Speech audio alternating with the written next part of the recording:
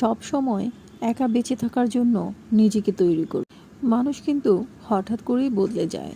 আজ আপনি যার কাছে সবচেয়ে বেশি দামি, দেখছেন অনেক গুরুত্ব দিচ্ছে আপনাকে, হতে পারে আগামীকাল আপনি তার কাছে কিছুই না।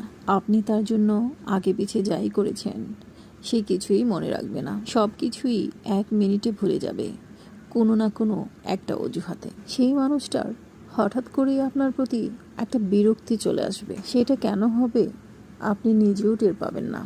মানুষের মায়ায় পড়ে নিজেকে কষ্ট না দিয়ে একা থাকতে শিখতে হবে।